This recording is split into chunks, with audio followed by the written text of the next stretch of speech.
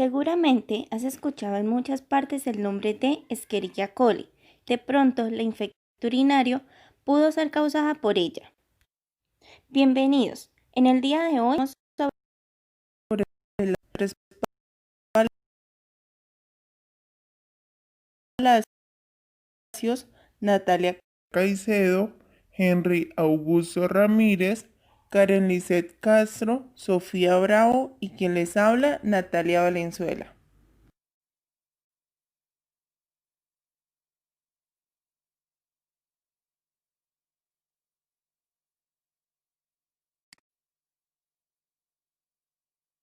Escherichia coli uropatógena. Este microorganismo es quimiorganótrofo, ya que tiene un metabolismo respiratorio y fermentativo, es anaerobio facultativo, tiene catalasa positiva y oxidasa negativa, es móvil gracias a sus flagelos perítricos y miden de 0,5 micras de ancho por 3 micras de largo.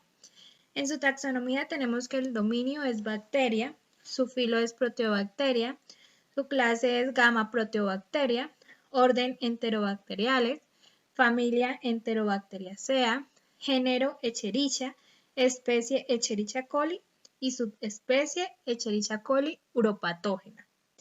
Bueno, es un bacilo gram negativo no esporulado, tiene producción de indol a partir del triptófano, no utiliza el citrato como fuente de carbono, ni tampoco tiene producción de acetoína.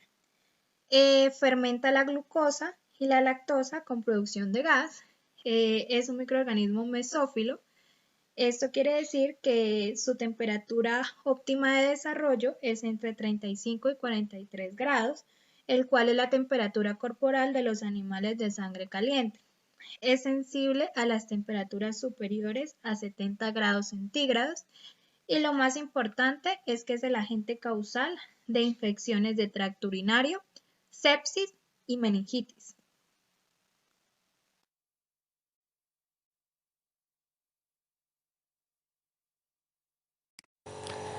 La clasificación de Escherichia coli uropatógena se hace por medio del antígeno somático O, quien es el que determina el serogrupo, y el antígeno capsular H, quien es el que determina el serotipo.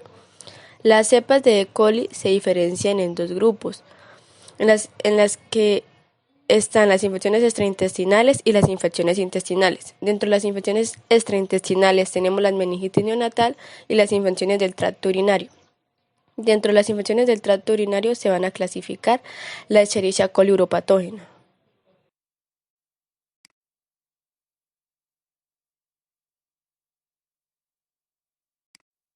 Las cepas que presentan los serogrupos O2, O4, O6 y O8 son los más relevantes dentro de las infecciones del tracto urinario y son las de mayor causantes de este tipo de infecciones. Las cepas de Escherichia coli uropatógena pertenecen a un limitado número de serogrupos, donde están O1, O2, O4, O6, O7, O8, O16, O18, O25, O62 y O75.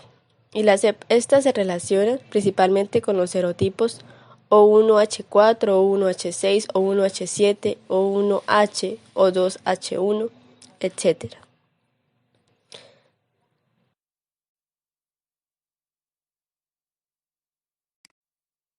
En la identificación de laboratorio traemos diferentes medios como la podemos observar. El McConkey, en el que vemos que fermenta la lactosa.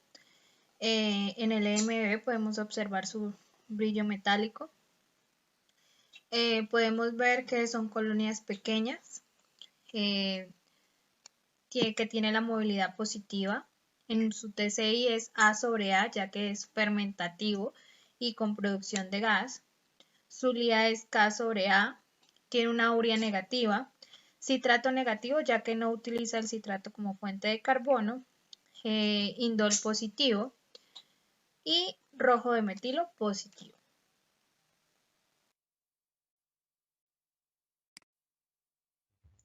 Bueno, ahora vamos a hablar sobre epidemiología.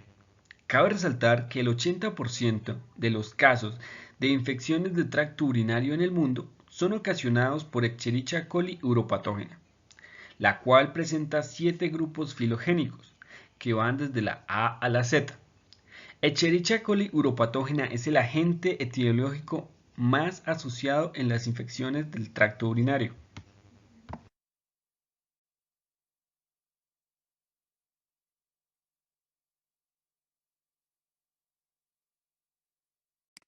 Bueno, también tenemos que tener en cuenta que las cepas de Escherichia coli uropatógenas son causantes del 75% a 90% de la cistitis, el 80% de las pielonefritis, el 72% de la sepsis con punto de partida en el tracto urinario, 50% de infecciones en vías urinarias en post-trasplante renal y 65% en infecciones de vías urinarias complicadas. En las imágenes podemos ver algunos datos de importancia.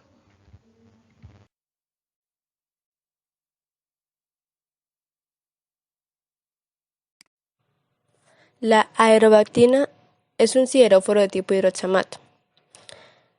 En el hospedero mamífero, las concentraciones de hierro libre son muy bajas, aproximadamente de 10 a la menos 25 en la sangre y a menudo más bajos en otros sitios. Para el crecimiento, las bacterias requieren una concentración de hierro citoplasmática de 10 a la menos 6.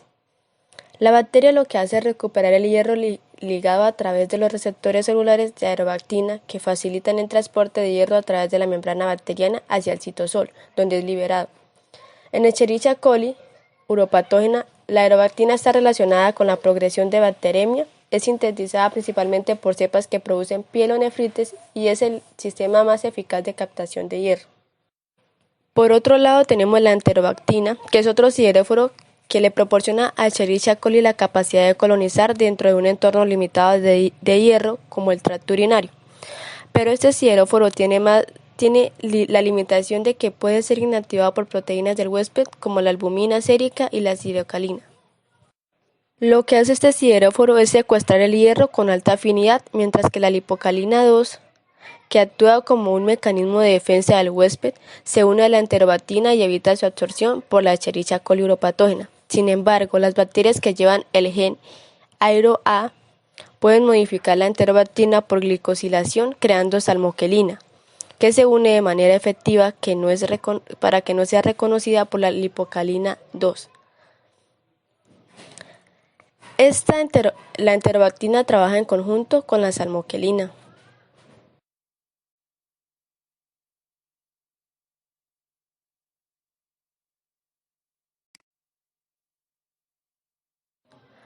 Yersinia bactina es otro sideróforo que se encuentra codificado en la isla de alta patogenicidad. Esta tiene una alta afinidad por el hierro y produce la unión del complejo Yersinia bactina y hierro a la molécula de hierro que reconoce el receptor dependiente de TOM-B de la membrana externa bacteriana específica. Por otro lado, salmochelin es un derivado glucosilado de enterobactina que no es reconocido por siderocalina y por lo tanto escapa de la respuesta inmune del huésped. El receptor de salmochelin, sideróforo iron N, está involucrado en la invasión de las células uroteliales y por lo tanto iron N puede jugar tanto como receptor de absorción de hierro como un factor de internalización en el establecimiento de infecciones del tracto urinario.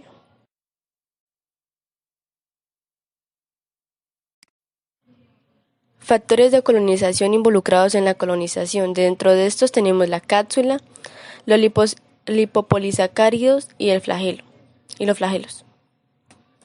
La cápsula le proporciona protección contra la envoltura y el efecto bactericida mediado por el complemento en el huésped, que también incluye resistencia a los antimicrobianos y actividad antisuero. Ciertos serotipos capsulares como K1 y K5 evitan una respuesta inmune humoral adecuada al huésped infectado al mostrar una imitación molecular a los componentes del tejido. Lipopolisacárido. Los lipopolisacáridos es muy conocido por activar la respuesta del huésped e inducir la producción de óxido nítrico y de citosina. Dentro de estas está la interleuquina 1 y el factor interferón alfa, que aumenta la respuesta inflamatoria. También induce la síntesis de anticuerpos específicos contra el antígeno somático y ejerce un efecto inmunoadyuvante que promueve la respuesta inmune humoral a otros antígenos del patógeno. El flagelo, por su lado, le da la motilidad en la migración de la infección desde la vejiga a los riñones. Alrededor del 70 al 90% de todas las infecciones del tracto urinario son causadas por Escherichia coli uropatógena flagelado, y la patogénesis implica el contacto entre las bacterias y la superficie de las células epiteliales del tracto urinario.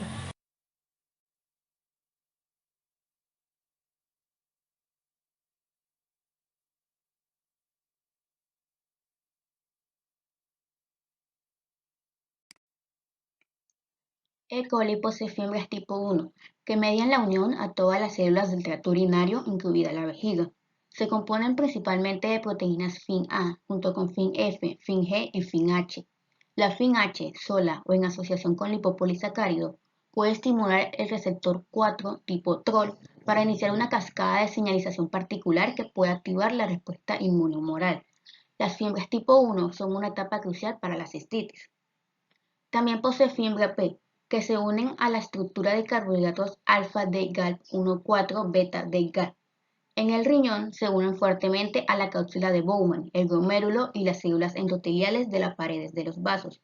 Establecen bacteriuria y ayudan a cruzar la barrera epitelial para ingresar al torrente sanguíneo y pueden causar hemaglutinación de los eritrocitos. Este tipo de fibras está codificado por el grupo de genes PAP, también conocido como FCO y FST.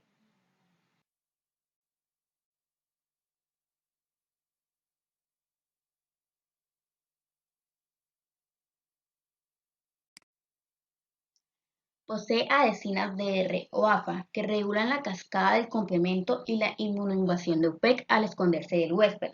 La respuesta inmunohumoral está de alguna manera mediada por la familia de adhesinas DR. Tienen una fuerte afinidad por el O75X de la cápsula de Bowman, los túbulos proximales y distales y las membranas basales del conducto colector. En la vejiga se unen fuertemente a los tejidos conectivos. También posee F1C, que es un factor de virulencia responsable de las infecciones del tracto urinario, que está codificado por un operón de 7 genes, es decir, FOC-A, I, C, D, F, G, H, donde FOC-A es la subunidad principal y FOC-H es la adhesina de la punta. Los receptores F1C están presentes en el endotelio de la vejiga y la capa muscular, sin embargo no pueden unirse al epitelio. También tiene una fibra S que se adhiere a las células de la mucosa, a las células endoteliales y a la matriz tisular. Tiene un mecanismo de función similar al F1C.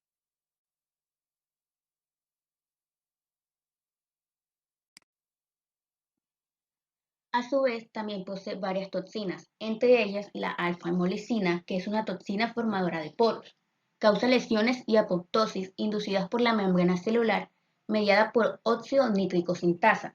Puede lisar los eritrocitos y las células huésped nucleadas a alta concentración mediante un proceso que permite a UPEC dañar las células efectoras inmunes del huésped para obtener un mejor acceso a sus nutrientes y a las reservas de hierro.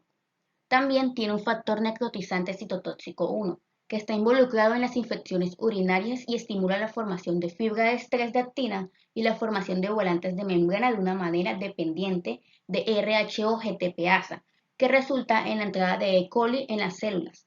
Tiene un efecto notable sobre el esqueleto de actina de las células EP2 y produce grandes vacuolas en las células EP2.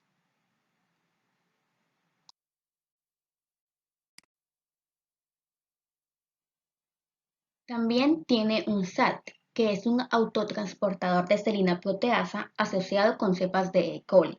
SAT puede tener la actividad citopática que da como resultado el daño del tejido huésped y puede aumentar la capacidad de propagación de la UPEC.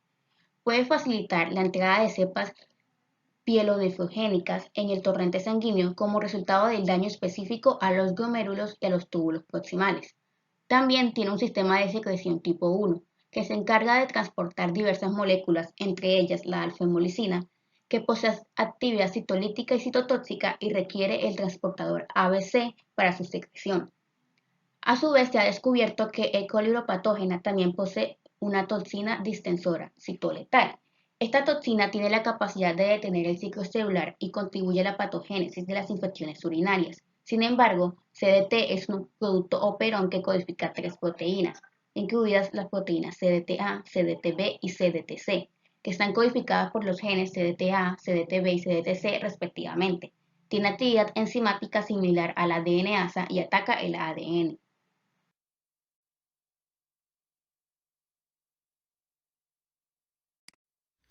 Escherichia coli uropatógena causa enfermedades urológicas o infecciones de las vías urinarias. Posee gran cantidad de pilis que le permiten adherirse al tracto urinario.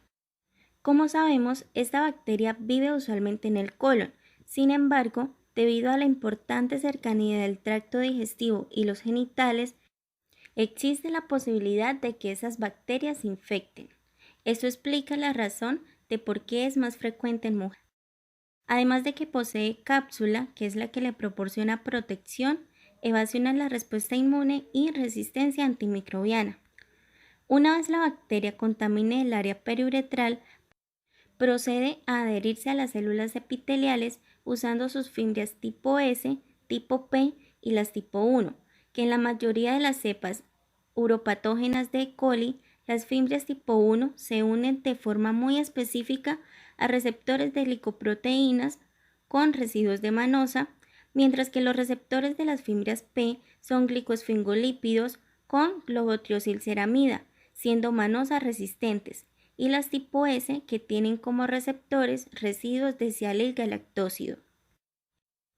Además, E. coli cuenta con unas regiones que contienen un clúster de genes a los que se les ha denominado bloques de genes de virulencia y son prototipo de los actualmente llamados islotes de patogenicidad, el cual refuerza esa capacidad patogénica de la bacteria.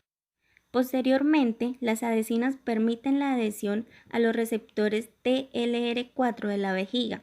Esto evita que sea eliminada durante la micción.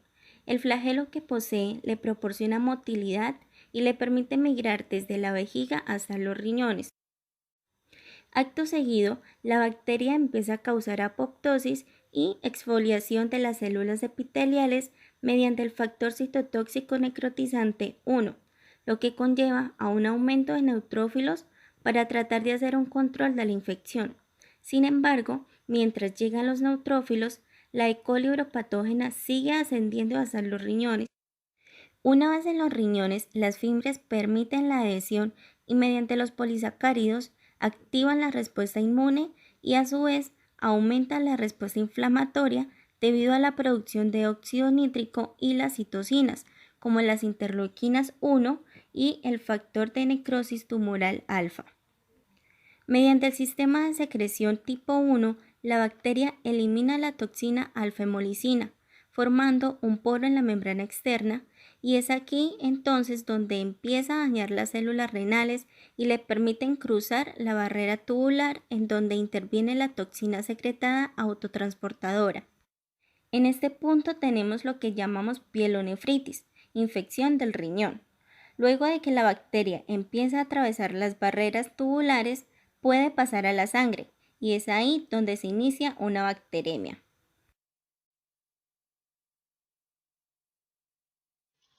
Rasgos clínicos.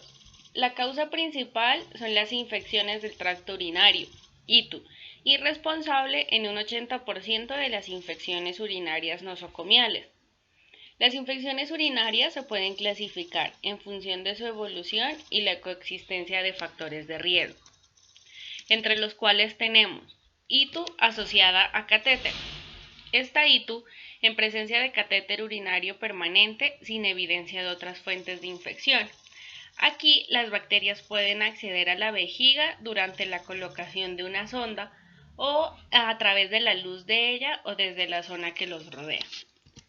También está el ITU recurrente, que son las recurrencias de ITU, que son las no complicadas o complicadas, con una frecuencia de 3 ITUs al año o 2 ITUs en los últimos 6 meses respectivamente. Este ITU recurrente se da principalmente en las mujeres, que es un fenómeno muy recurrente que aumenta con la edad. Esto pues es generalmente en pacientes sin alteraciones del tracto urinario, ya que tienen una mayor predisposición a la colonización vaginal por uropatógenos y se da por las relaciones sexuales frecuentes. También está el ITU complicada, que es en ITU en pacientes que presentan alguna de las condiciones que determinan mayor riesgo de evolución desfavorable, como las mujeres gestantes, los hombres, la obstrucción, los inmunosuprimidos, las personas que tienen insuficiencia renal o trasplante renal, entre otros. ITU no complicada, entonces son las que ocurren en mujeres sanas no gestantes con síntomas de cistitis y pielonefritis y que el organismo sea susceptible a todos los antimicrobianos. Urosepsis. Es la disfunción orgánica que causa riesgo vital debido a una ITU. Esta urosepsis es la expresión más grave de las infecciones urológicas complicadas, ya que puede ser rápida, agresiva y mortal. También se puede clasificar por su localización anatómica que encontraremos inflamación del tracto urinario bajo, que sería la vejiga y la uretra, que puede causar cistitis. La cistitis, los síntomas es orinar frecuentemente y con dificultad y puede haber ardor o dolor al orinar, e incluso la presencia de sangre en la orina, dolor suprapúbico. Esta cistitis se caracteriza por una respuesta inflamatoria de la vejiga y o la uretra, debido a la presencia de bacterias en este órgano. La uretritis, entonces, los síntomas incluyen dolor, ardor, micción frecuente o secreciones de la uretra. Y se caracteriza por la inflamación o irritación de la uretra. Tenemos la prostatitis, que la prostatitis, uno de los síntomas es dolor o dificultad al orinar, y otros síntomas comprenden dolor en la ingle, la zona pélvica o los genitales, y a veces síntomas parecidos a los de la gripa. También tenemos, según su localización anatómica, inflamación del tracto urinario alto, que serían los riñones, que puede dar una pielonefritis, que los síntomas son fiebre y dolor en los costados a la altura de los riñones y micción frecuente. Esta pielonefritis pues es la inflamación del riñón. También está el absceso intrarrenal. El absceso intrarrenal, entonces, son los cálculos renales que bloquean el flujo urinario. Las bacterias se fijan allí y los antibióticos no los van a poder destruir. Y el absceso perinéfrico, entonces, es cuando se presenta pus alrededor en uno o ambos riñones. No olvidemos que cuando se presenta una inflamación en la vejiga, será cistitis. Uretra, uretritis, y estos serían del tracto urinario bajo. Riñones, se llamará pielonefritis, y si entra al torrente sanguíneo puede producir una septicemia.